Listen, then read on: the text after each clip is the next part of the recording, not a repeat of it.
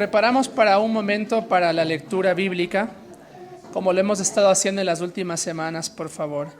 Y lo vamos a hacer de forma antifonal.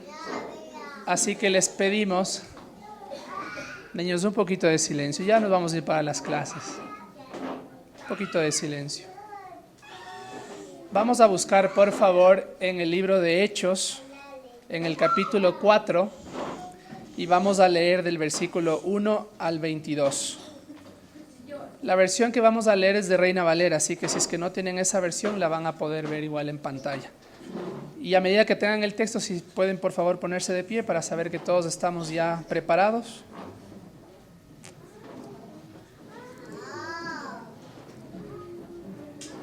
Empiezo yo y continúan ustedes, y el último versículo lo hacemos en conjunto. Hechos capítulo 4, versículo 1 al 22.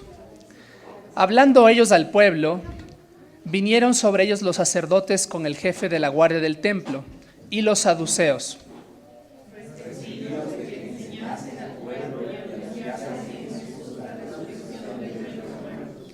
Y les echaron mano y los pusieron en la cárcel hasta el día siguiente, porque era ya tarde.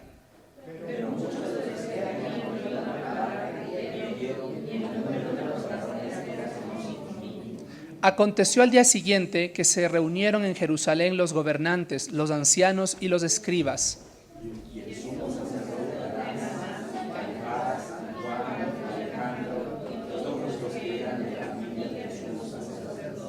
Y poniéndoles en medio les preguntaron: ¿con qué potestad o en qué nombre habéis hecho vosotros esto?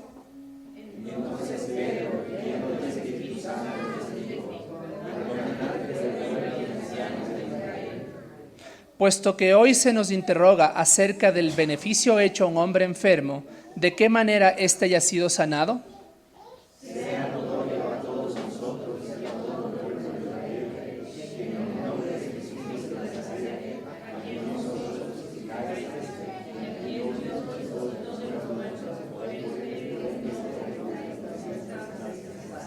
Este Jesús es la piedra reprobada por vosotros, los edificadores, la cual ha venido a ser cabeza del ángulo.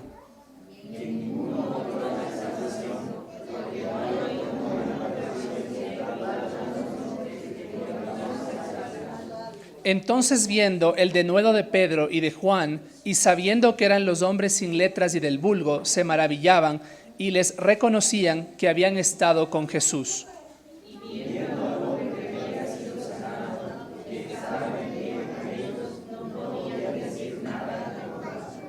Entonces les ordenaron que saliesen del concilio y conferenciaran entre sí.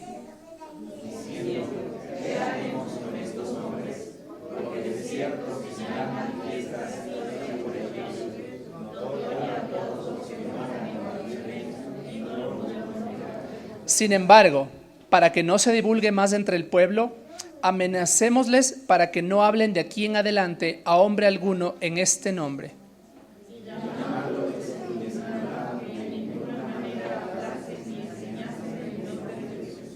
Mas Pedro y Juan respondieron diciéndoles: juzgad si esto es justo delante de Dios, obedecer a vosotros antes que a Dios.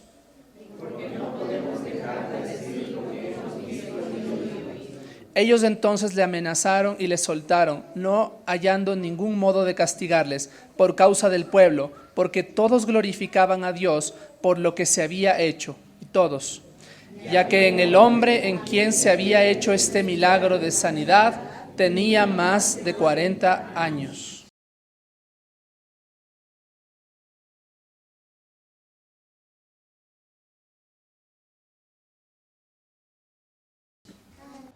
Que me regalen un poco de luz porque no me han de ver en lo oscuro que está esto.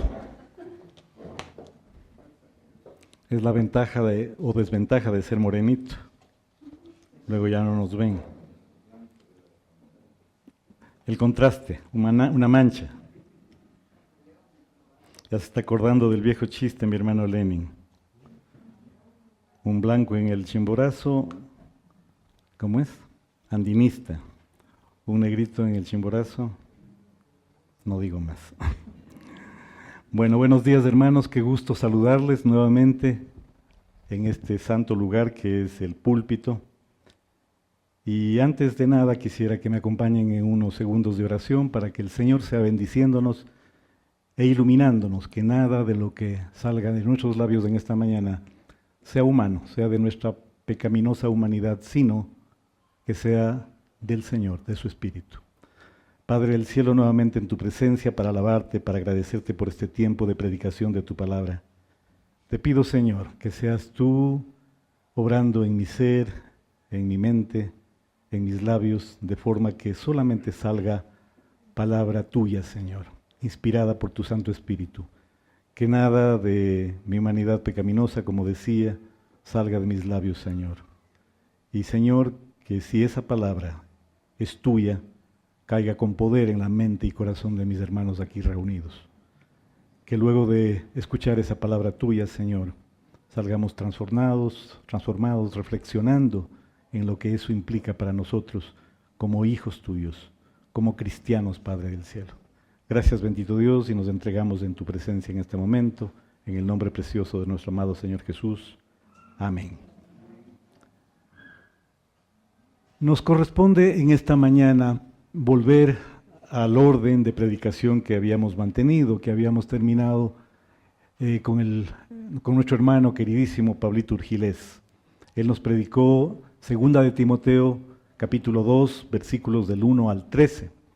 Seguidamente tomó el púlpito el pastor Raúl y nos había iniciado en el estudio de los dones, los cuales continuará la semana próxima. El día de hoy, en consecuencia, continuaremos con el capítulo 2, capítulo 2, 2 de Timoteo, capítulo 2, versículos del 14 al 26.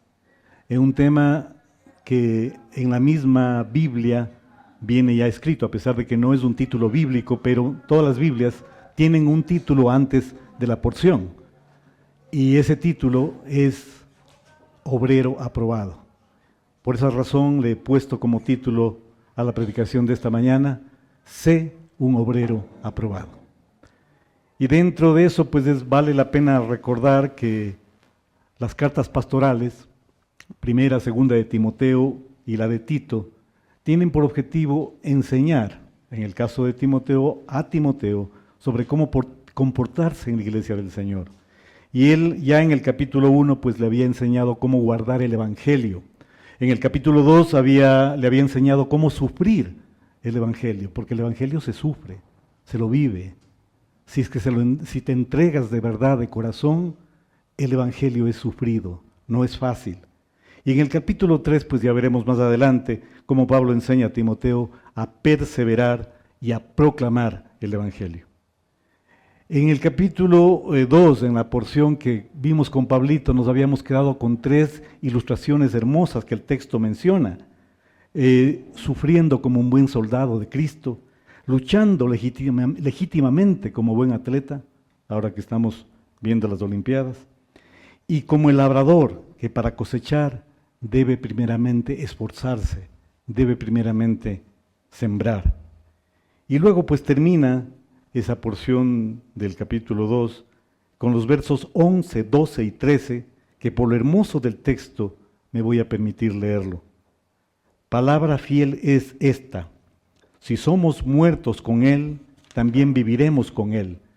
Si sufrimos, también reinaremos con Él. Si le negáremos, Él también nos negará. Pero si fuéramos infieles, Él permanece fiel. Él no puede negarse a sí mismo. Y eso es lo maravilloso del Señor que tenemos. Nosotros, si le negamos, pues obviamente Él no puede obligarnos a estar de su mano si nosotros no queremos estar con Él. Pero si nosotros somos infieles, habiéndolo aceptado, Él no deja de ser fiel con nosotros, jamás. A veces podemos, por nuestra naturaleza, ser infieles, pero Él no nos abandona. Él está siempre a nuestro lado. Él es capaz de dejar las 99 ovejas e ir por la que estaba perdida. Y así de esa manera entramos a los versos 14 al 26. Y el texto de manera general resume lo que el apóstol Pablo quiere de Timoteo. Luego de haberles recordado los puntos esenciales que ya señalamos, continúa con una exhortación en la cual básicamente le dice a Timoteo, y nos dice en esta mañana, que tenemos que aprender a estar enfocados en lo importante. ¿Y qué es lo importante para el cristiano? El enfoque principal del cristiano es el Evangelio. Que no nos distraigamos en cosas que no aprovechan, que no nos cansemos en cosas que no edifican. Y es que, hermanos, en nuestra iglesia, en nuestras conversaciones, en nuestros manantiales muchas veces, a veces caemos en esa tentación de ahogarnos en contradicciones, en discusiones que no tienen ningún destino, ningún camino. Empezamos a discutir sobre una palabra, qué significa, qué había antes de Adán, si es que había dinosaurios o no había dinosaurios. Perdemos el tiempo en cosas vanas que no edifican, que no nos llevan a ningún lado. Y esto no quiere decir de ninguna manera que no debemos ser responsables con la exégesis, con la hermenéutica. Debemos estudiarla y debemos hacer una correcta interpretación del texto bíblico, pero no nos tenemos que quedar en cosas que no son de provecho. De hecho, al respecto, el comentarista Clark dice lo siguiente: las palabras, no las cosas, han sido la fuente más fructífera de contención en el mundo cristiano y entre las personas religiosas. La causa principal de animosidad se ha levantado de las diferentes maneras de entender el mismo término, mientras que en esencia ambas significan la misma cosa. Y eso ha sido la razón por la que tenemos ahora tantas divisiones en la iglesia cristiana. Y obviamente eso tenemos que dejarlo. Leí el comentario de Calvino. No es que sea calvinista, tampoco quiero entrar en ese tema. Notemos primero que la enseñanza solo es justamente condenada cuando ésta no hace bien. El propósito de Dios no es complacer nuestra curiosidad, sino darnos instrucción que aproveche. Hagamos a un lado todas las especulaciones que no producen edificación. Eso nos enseña Calvino y ese es el contexto de esta primera enseñanza de Pablo a Timoteo. Lo principal y lo central es Jesucristo y su Evangelio. ¿Qué es lo central? Es central lo que vimos ahorita en Hechos. Es central lo que nos enseña 2 de Timoteo en los versículos 11, 13 que ya leí, que dice que si somos muertos en Él, también viviremos en Él, que si sufrimos también reinaremos con Él, que si le negamos, también Él nos negará, pero que si somos infieles, Él no será infiel, porque Él no puede negarse a sí mismo. Eso es lo relevante, eso es lo importante. Y esto el apóstol le dice a Timoteo: recuérdalo en tu iglesia, en la que predicaba, en la que pastoreaba a Timoteo. Y ahora dice, recuérdalo a Siloé. Y así comenzó el verso 14. Recuérdales esto, exhortándoles delante del Señor que no contiendan sobre palabras, la cual para nada aprovecha, sino que es para perdición de los oyentes. Pablo exhorta a recordar que no discutan sobre detalles sin importancia. Para manejar la palabra de verdad correctamente debemos estudiar lo que la Biblia dice y luego podremos entenderla. Y así entramos a los versos siguientes. Y para poderlo entender y abarcar todo el texto sin hacer necesariamente una predicación expositiva, no soy muy amante de la predicación expositiva, a pesar de que eso estamos haciendo ahora en la iglesia, sin embargo, este texto da para ello, y lo he dividido en tres partes, en tres subtemas. El primero, sé un obrero probado, es el tema central. El subtema 1, aprovecha bien tu tiempo y tus energías, versos del 15 al 19. Me parece que eso está en el boletín. Sé una vasija útil, versos del 20 al 21. Y el último, esfuérzate en sanar almas y no en debatir, que es de alguna manera lo que ratifica lo que acabamos de señalar. Vamos entonces a los versos 15 al 19. Procura con diligencia presentarte a Dios aprobado, como obrero que no tiene de qué avergonzarse, que usa bien la palabra de verdad. Mas evita profanas y vanas palabrerías, porque conducirán más y más a la impiedad, y su palabra carcomerá como gangrena, de los cuales son Himeneo y Fileto, que se desviaron de la verdad, diciendo que la resurrección ya se efectuó y trastornan la fe de algunos. Pero el fundamento de Dios está firme, teniendo este sello: conoce el Señor a los que son suyos, y apártense de iniquidad todos aquellos que invocan el nombre del Señor, de Cristo. Y esta porción, hermanos, comienza con un verso que me encanta, que es el favorito dentro de los favoritos. Procura con diligencia, y vayan masticando las palabras. La mejor forma de entender la palabra de Dios es dividirla, separarla y entender qué significa cada una de las palabras. Procura con diligencia presentarte a Dios aprobado, como obrero que no tiene de qué avergonzarse, que usa bien la palabra de verdad. Ese solo versículo ya podría ser el mensaje de esta mañana. Porque ¿qué es lo que nos está diciendo? Procura con diligencia. Procura implica hacer diligencias o esfuerzos para que sucedan las cosas de la manera como se expresa. Actúa con responsabilidad, con ánimo, con ganas de hacer bien las cosas. La diligencia es lo contrario a la negligencia. En el derecho alemán, la negligencia se define como dejar no hacer o dejar de hacer las cosas como lo haría un prudente padre de familia. Estoy en lo correcto, doctor Álvaro. Así se define la negligencia en el derecho alemán. Imagínense lo que implica eso. Hacer, dejar de actuar como lo haría un prudente padre de familia. Eso es ser diligente, o lo contrario de negligente. En 2 Timoteo 2, 3, 5, Pablo le alentó ya a Timoteo a trabajar duro y a resistir para el servicio del Señor. Pero además el texto dice, preséntate a Dios aprobado. ¿Qué implica esto de preséntate a Dios aprobado? Aquí se me produjo un pequeño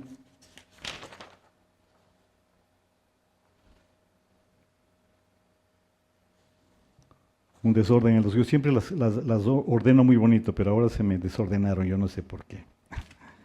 Preséntate a Dios. Deme un segundo, por favor. Bueno.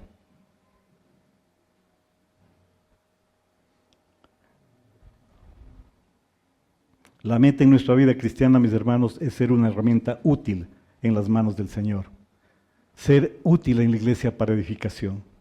La meta debe ser gratos ante los ojos de Dios. No a los ojos de la congregación, no a los ojos de la gente, no a los ojos del mundo. Lo que importa es ser gratos a los ojos de Dios. La labor del cristiano, y más aún de un siervo de Dios, no implica constituirse en el más popular de la iglesia, no implica ser el más popular de la congregación. Ello tal vez podrá venir más adelante como consecuencia del fruto del Espíritu derramado ante los hermanos por obra del Espíritu Santo, de ese cambio de actitud que el ser humano puede adquirir a través de entregarse enteramente al Señor y dejar que el Señor moldee el carácter del cristiano. Así que no nos enfoquemos en nosotros, enfoquémonos en el Señor.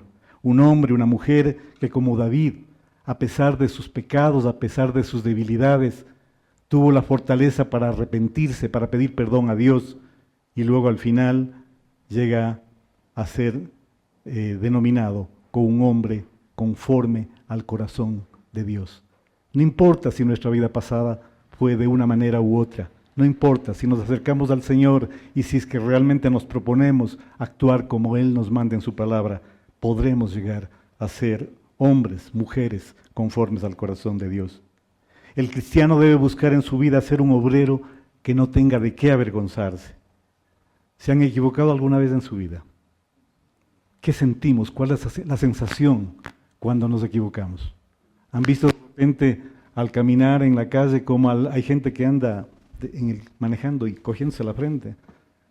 Ese se parece a mí porque me voy acordando las cosas que hice mal y manejando en el carro cojo la frente. ¿Qué estoy haciendo? Acordándome de lo que hice mal, topándome la frente. ¿Se imaginan lo que sería presentarse en el tribunal de Cristo, los cristianos, y que el Señor te observe las cosas que hiciste mal? Porque acuérdense que todos estaremos ante el Señor.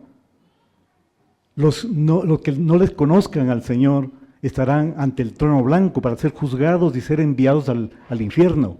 Pero los cristianos, luego del arrebatamiento, estaremos en el tribunal de Cristo. ¿Para qué? Para rendir cómo actuamos como cristianos, para recibir las coronas que el Señor nos tendrá preparados por nuestra labor en el camino como cristianos.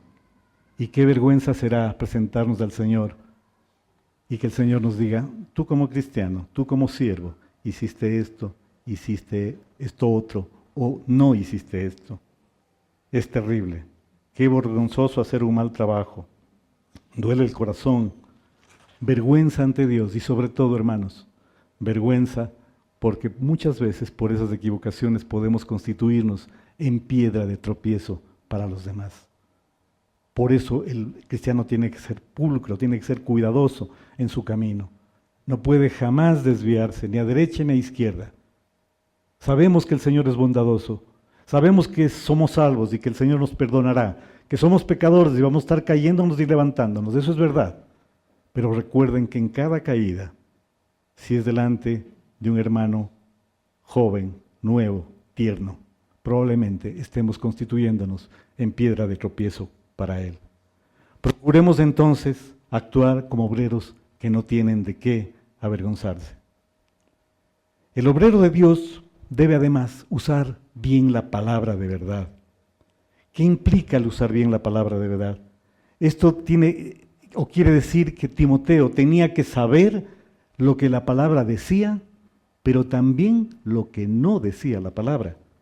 Y tiene que saber el obrero, el siervo, cómo la palabra tiene que ser entendida, pero también tiene que saber cómo no debe ser entendida o interpretada.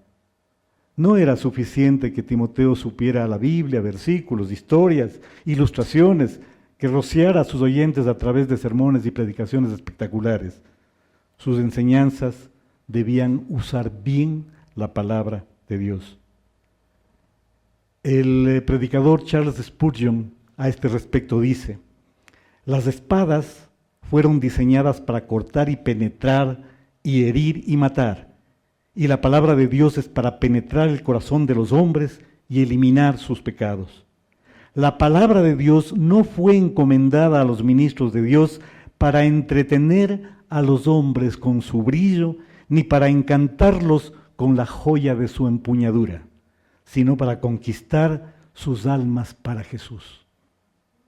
Qué hermoso. La palabra de Dios es la espada del Espíritu, como dice Efesios 6, pero esa espada es para penetrar en el corazón de los hombres y para eliminar sus pecados. No es para que el predicador brille y obtenga réditos por tal predicación. El término usar bien tiene muchas aplicaciones si lo entendemos en el escenario en el cual fue utilizado el texto. Manejar bien la palabra de Dios como uno manejaría una espada. Hará recto, muy recto, con los bueyes. Eso implica hará recto con la palabra de Dios, presentando rectamente, correctamente las doctrinas especiales, las esenciales. Y si hablamos de la ofrenda, diseccionar y colocar apropiadamente la palabra de Dios, como un sacerdote en el templo diseccionaría la ofrenda a un animal para el sacrificio. Al enseñarnos Pablo el usar bien la palabra de Dios, nos da a entender que existe la posibilidad de usarla mal. Si él hace hincapié en usarla bien, cabe la posibilidad de que podamos usarla mal. Debemos entender que la verdad bíblica no es solo una cuestión de interpretación cualquiera. Pedro nos dirá, no es de interpretación privada la palabra de Dios, sino que fue inspirada por los santos varones que el Señor escogió. Hay una forma correcta y hay una forma incorrecta de entender la Biblia.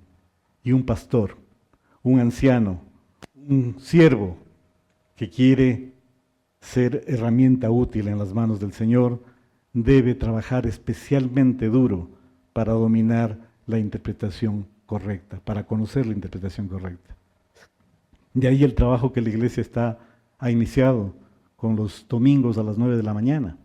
Debo yo mismo acusarme que no he venido las 2 últimas ocasiones por razones de índole personal, pero les animo a no faltar a esas enseñanzas del pastor Raúl.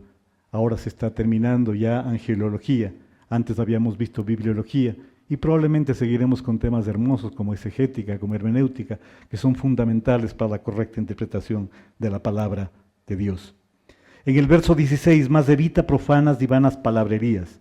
Esto se refiere a cualquier cosa que nos quite el enfoque que ya mencioné. ¿Cuál es el enfoque? El Evangelio y Cristo Jesús. Y esas palabras, estas palabrerías, se vuelven profanas. ¿Por qué? Porque son impuras, especialmente en contraste frente a la palabra bendita del Señor. La palabra de Dios que fue exhalada por Él mismo, por su mismo Espíritu, es perfecta, es santa. Y cualquier palabrería en contraste con esa palabra se vuelve impura. Las opiniones de los hombres, las enseñanzas de los hombres, las historias, las ilustraciones que muchas veces usamos aquí en el púlpito, todas son profanas y vanas palabrerías comparadas con la simple palabra de Dios. Y hablo simple porque así es la palabra de Dios, sencilla, fácil de entender, como espada de 2 filos que penetra hasta el alma, que discierne los pensamientos y las intenciones del corazón. Esa es la palabra de Dios.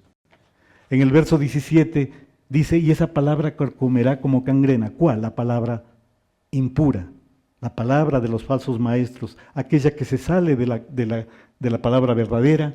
Esas profanas y vanas palabrerías carcomerán como gangrena, pueden propagarse rápidamente y volverse populares. Aquí hay muchos médicos y aún sin ser médicos sabemos lo que significa la gangrena. Es una enfermedad que llega a podrir los órganos del cuerpo, a tal punto que si se trata de una pierna, de una mano, tienen que finalmente amputarla para que no corrompa el resto. Y esa palabra impura funciona como la gangrena, que si no es cortada, que si no es retirada, llega a contaminar a los demás. Y ahí se menciona a Himeneo y Fileto, que eran unos miembros destacados, pero conocidos como falsos maestros. En 1 Timoteo 1:20 se los menciona a Himeneo, se menciona a Himeneo y Alejandro como un hombre que Pablo entregó a Satanás para que aprendiera a no blasfemar. ¿Y qué hacía Himeneo y Fileto? Enseñaban que ya no hay resucitación del cuerpo, que solamente hay resucitación de espíritu. Ellos se fundamentaban en la enseñanza de los gnósticos, que decían que la materia era mala y que solamente el espíritu era bueno. Entonces eso definitivamente no es así. y ya sabemos todo lo que hemos aprendido al respecto. Verso 19, y esta parte me encanta porque dice, pero el fundamento de Dios está firme. Lo señalé en el momento de la lectura. El fundamento de Dios está firme, teniendo este sello. Este sello. Primero, conoce el Señor a los que son suyos. Si bien habla de un sello, yo diría que son 2 sellos. Conoce el Señor quienes son suyos.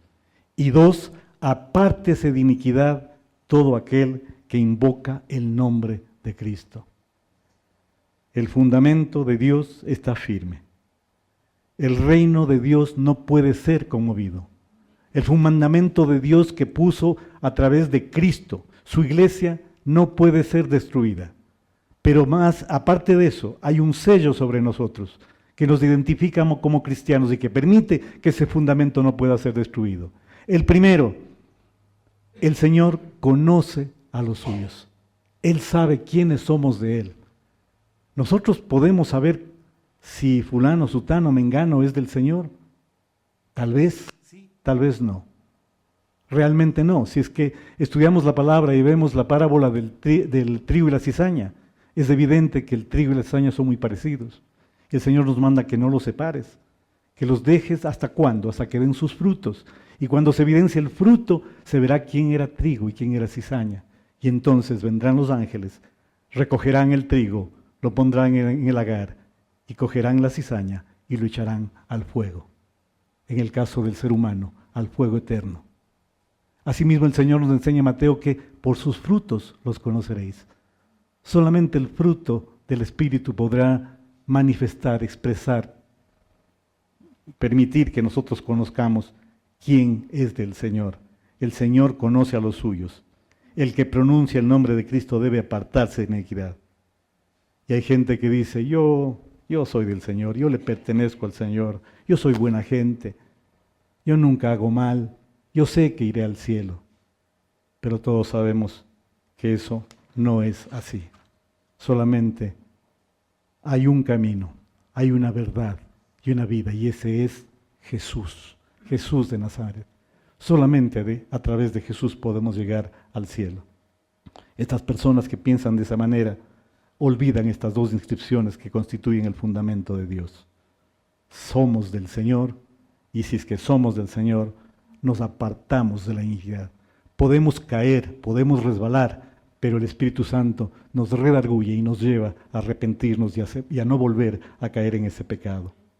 Y en el caso nuestro, Romanos es clarísimo, Romanos 8:16, el Espíritu mismo da testimonio a nuestro espíritu de que somos hijos de Dios, pero con otros, dije, no podemos saber, no podemos saber. En el caso nuestro, Juan dirá, yo soy el buen pastor y conozco mis ovejas y las ovejas me conocen a mí. El Señor sabe quién es el verdadero cristiano. El cristiano, seguidor de Cristo, al solo invocar su nombre, debe estar apartado de toda maldad e iniquidad. En el subtema 2, entramos. Sé una vasija útil. Voy a leer los textos 20-21. Pero en una casa grande no solamente hay utensilios de oro y de plata, sino también de madera y de barro, y unos son para usos honrosos y otros para usos viles.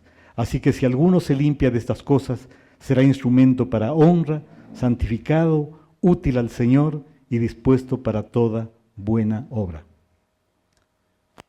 Pero en una casa grande. Me encantó esta ilustración que Pablo utiliza.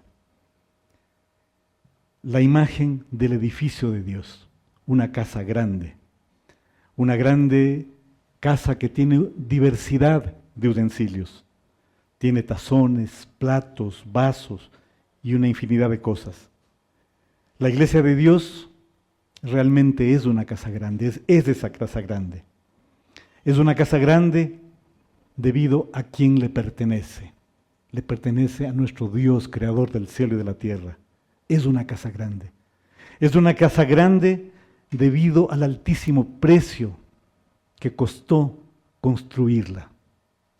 La casa grande es la iglesia y su construcción, su formación, le costó la sangre a nuestro Señor y Salvador, Jesucristo. Por eso me encanta esa figura que utiliza Pablo de que es una casa grande. Y esa casa grande no tiene no solamente utensilios de oro y de plata, sino también de madera y de barro. ¿Quiénes son los utensilios en la casa grande? ¿Quiénes somos los utensilios en la iglesia del Señor? Somos nosotros. Y hay dos tipos de utensilios, hermanos. Hay los de oro y los de plata. Y los hay de barro y de madera. ¿Para qué se usan los de oro y de plata? Para cosas importantes, para eventos importantes, para actividades hermosas de servicio. ¿Para qué se utiliza la vasija de madera o la de barro? Para las cosas viles, para la basura, para ceniceros. También se necesitan de ese tipo de utensilios en la casa grande. ¿Qué queremos ser en esta mañana? ¿Queremos ser utensilios de oro, de plata, útiles en las manos del Señor? ¿O queremos ser utensilios de madera o de barro? Pero el Señor bondadoso, a través de Pablo, nos dice, si alguno se limpia de esas cosas, se refiere a los utensilios de barro y de madera, si nos limpiamos de esas cosas viles, Dios nos considerará como instrumento para honra, santificado, útil para el Señor y dispuestos para toda buena obra, como que fuéramos instrumentos de oro y de plata. Si alguno se limpia, y esta parte me llama la atención, sabemos que la obra de salvación es exclusivamente del Espíritu Santo. Somos salvos por gracia, no por nuestra voluntad. Lo único que hemos hecho nosotros en el plan de salvación es pecar. Todo lo demás viene del Señor. Él por su gracia, por su misericordia, por su amor, nos escoge y nos salva.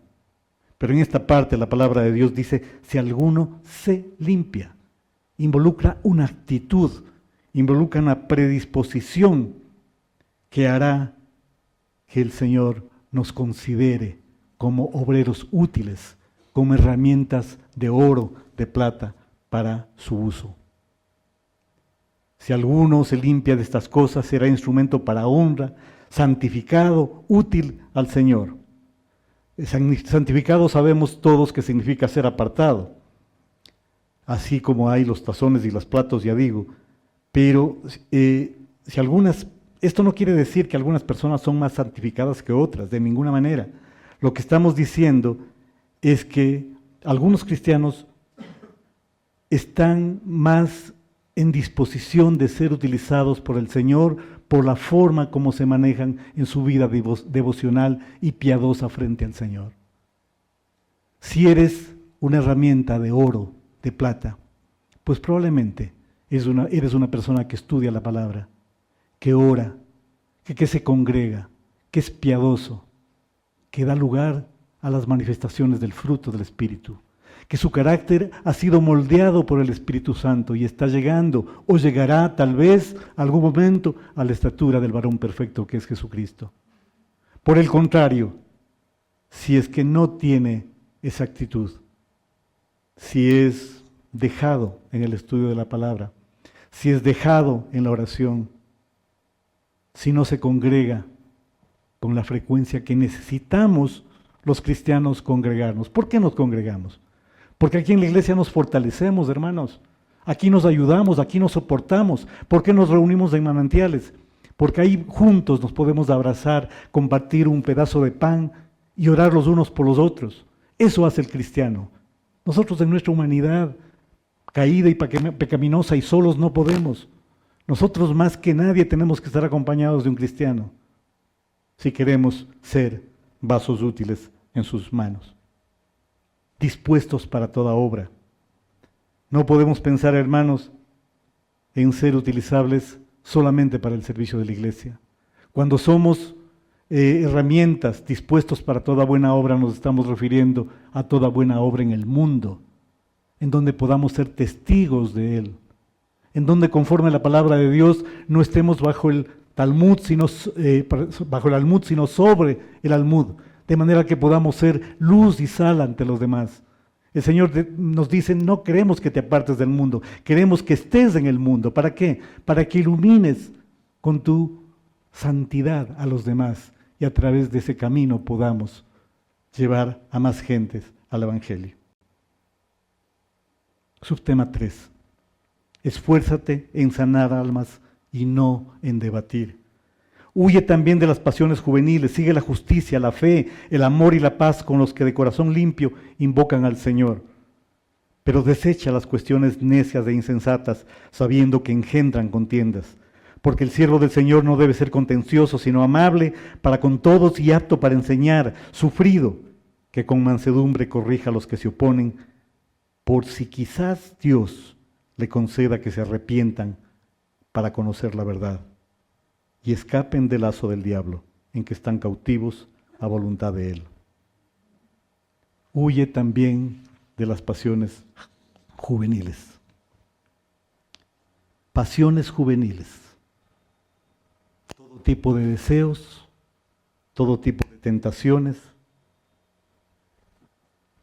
que son especialmente prominentes cuando alguien es adolescente o adulto joven.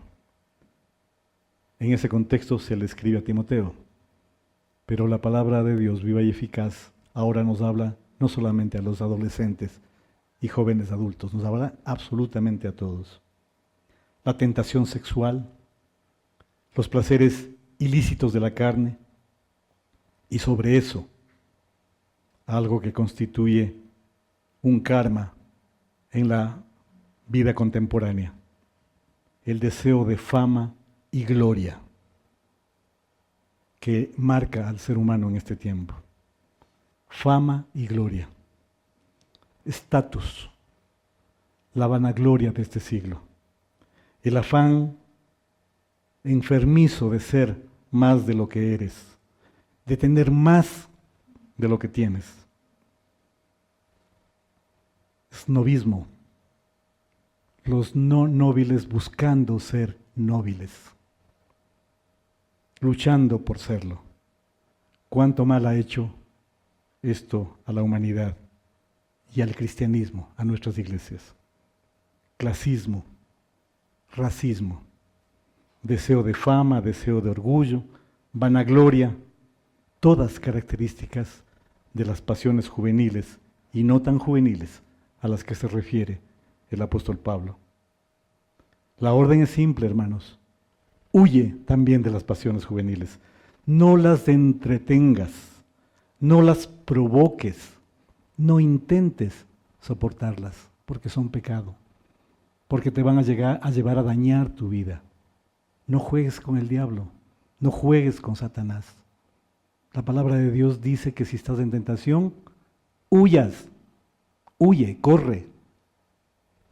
La idea, me probaré a mí mismo en esto para ver si puedo o no. Yo todo lo puedo en Cristo que me fortalece y me meto en la olla de tentaciones. Esa intención, esa actitud ha hecho caer muchos en pecado. Si usted, si yo, si nosotros no podemos huir de las pasiones juveniles, hay un gran límite en qué tanto puede usarle Dios. Un límite en que tan útil puede ser usted, podemos ser todos para el Señor, para los planes del Maestro. Nosotros no podemos realmente decirle sí a Dios si no le hemos dicho definitivamente no al mundo. Téngalo eso presente. No podemos ser obreros útiles en sus manos si no hemos sido capaces de decirle todavía de una manera radical no al mundo y seguimos jugando con paños de agua tibia y exponiéndonos a caer en pecado. La carne es débil. El espíritu está dispuesto, pero la carne es débil, dice la palabra de Dios. Y luego continúa y sigue la justicia, la fe, el amor y la paz. La limpieza no es cuestión solamente de evitar cosas malas, también es cuestión de buscar las cosas buenas. No solamente evita las malas, busca las cosas buenas. Por tanto, hay cosas de las que debemos huir y hay cosas a las cuales tenemos que seguir. Sigue la paz con los de corazón limpio. Sigue la paz con aquellos que de corazón limpio invocan al Señor. Debemos hacer todo lo que podamos por estar bien en nuestras relaciones personales con los demás, con los hermanos. Claramente nos dice Pablo en Romanos 12:18, si es posible, en cuanto dependa de vosotros, estad en paz con todos los hombres. Esa tiene que ser la actitud del cristiano. Y luego volviendo al texto, pero desechando las cuestiones necias e insensatas. Caminar limpio también significa mantenerse alejado de discusiones y disputas interminables que no tienen provecho. Esos intereses, esas discusiones distraen nuestra mente, distraen nuestros intereses y pueden limitar lo mucho que Dios puede usarnos si es que de verdad estamos en comunión con Él. Dicho de otra manera, si estás embebido de los afanes del mundo, espiritualmente no vas a estar listo para ser usado como Dios pretende y quiere usarte. Y mis hermanos, se los digo por experiencia propia. Tan pronto me aparto de la comunión firme, tenaz, cercana con el Señor, el espíritu se debilita. Hasta la forma como oras cambia. Hasta te olvidas de versículos que muchas veces han sido tu estandarte y tu baluarte. No te apartes del Señor. Vive aferrado a Él. El siervo del Señor no debe ser contencioso, tiene que ser amable con todos, porque el siervo del Señor tiene que dar ejemplo y testimonio ante los demás. Miremos lo que nos dice Calvino al respecto. Lo que Pablo quiere decir es que la amabilidad debe ser mostrada incluso a aquellos que menos lo merecen. Y aunque al principio no haya una aparente esperanza de progreso, aún así el desafío debe ser aceptado. El Señor nos manda que el siervo del Señor no debe ser contencioso. El siervo del Señor debe ser apto para enseñar. ¿Y cómo va a ser apto para enseñar si no estudia la palabra? Timoteo tenía que ser sufrido, nosotros tenemos que ser sufridos. La obra del Señor a veces toma tiempo, pero tenemos que ser pacientes y esperar. ¿Recuerdan esa alabanza hermosa, un día a la vez? Esa alabanza refleja lo que aquí dice. En el tiempo del Señor. Verso 25, son 26 versículos. Por si quizás Dios le conceda que se arrepientan. Ellos necesitan arrepentirse y ese arrepentimiento será consecuencia del trabajo de Dios en sus corazones, como lo ha sido con todos y cada uno de nosotros. La predicación de la palabra lo que hace es sembrar la semilla. Luego, la planta florece por obra del Espíritu Santo. La planta nace y crece por obra del Espíritu Santo. Termina la sección que dice, para conocer la verdad y escapen del diablo. Están cautivos a voluntad de Él. Es una sección que nos llama también a reflexionar de manera importante, pues nos lleva a pensar que aquellos que están en oposición a la obra de Dios, ya sea que están conscientes o no, están atados a un engaño demoníaco y están haciendo el trabajo del diablo. En las iglesias no les gusta que se hable del diablo, no les gusta que se hable de Satanás, no les gusta que se hable del infierno. Pero la palabra de Dios dice que todos aquellos que no obedecen al Señor están cautivos a la voluntad de Él. Para ser un siervo del Señor, un instrumento de honra para Él, debemos estar limpios, disponibles. Y si nos negamos a vaciarnos de las cosas del mundo, a limpiarnos como utensilio de oro y de plata y a hacernos disponibles para el Señor, nos encontraremos cautivos en el diablo en un sentido u otro. O eres hijo de Dios o eres hijo del diablo. Mis hermanos queridos, la enseñanza es bastante simple, sencilla, es vasta pero sencilla. El verso base de este mensaje, ya lo destaqué. Procura con diligencia presentarte a Dios aprobado, como obrero que no tiene de qué avergonzarse, que usa bien la palabra de verdad. El obrero tiene que ser diligente, voy resumiendo, debe procurar presentarse ante Dios, no ante los hombres como un obrero aprobado.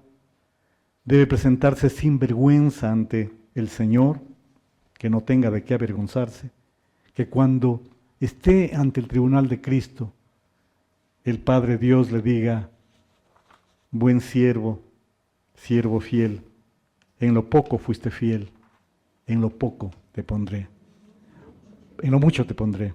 Gracias. Eso es motivo de observación de mi esposa ahora.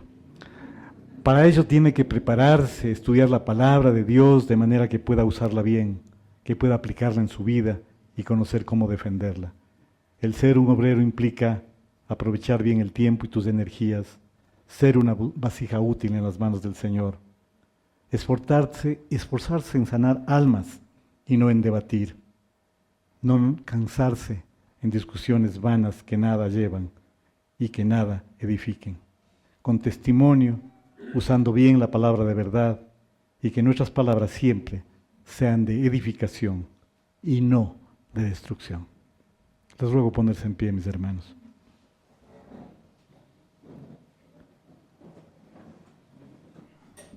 Padre del cielo, te agradecemos, Señor, por este tiempo de reflexión de tu bendita palabra. Tú, Señor, usas siervos inútiles para tú glorificarte, Padre, y te agradecemos por eso. Te pedimos, Señor, que seas tú escribiendo en nuestros corazones estas enseñanzas para que podamos ser vasijas útiles en tus manos. Y que así como la alabanza que ahora levantamos para ti, Señor, podamos como cristianos, como hombres y mujeres de valor, Señor, abrir caminos, forjar mejores destinos, procurar pautas de amor para la humanidad, Padre. Y Señor, en esta mañana queremos decirte ampliamente y abiertamente que asumimos este reto, Señor, que nos entregamos completo y que nos unimos a tu causa, Padre del cielo, a esta causa que cambia el corazón. Hombres y mujeres de valor necesita Dios, hombres de valores forzados, que cumplan promesas, que sigan la ruta trazada, con la mirada en el Salvador. Bendícenos, Padre, en esta semana, cuídanos de todo mal, y Señor, que nuestro testimonio sea vivo y eficaz, y que podamos ser dignos de esa sangre preciosa derramada en la cruz. Oramos todo esto en los méritos de nuestro amado Señor y Salvador. Amén.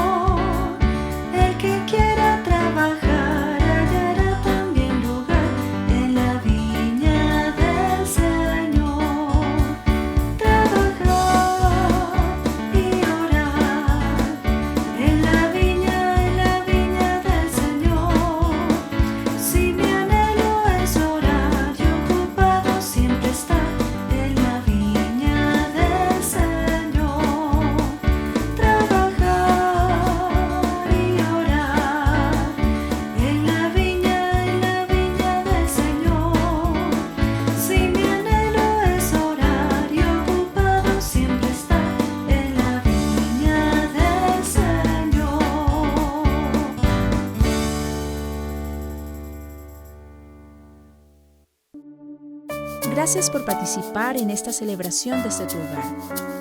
Damos gracias a Dios por la oportunidad de escuchar su palabra. Recordemos siempre que como una sola iglesia nos mantenemos unidos en oración con cristianos alrededor del mundo. Nuestra actitud frente al mundo siempre será de constante alabanza y adoración a Jesucristo, con oraciones de súplica y agradecimiento. Bendiciones a todos.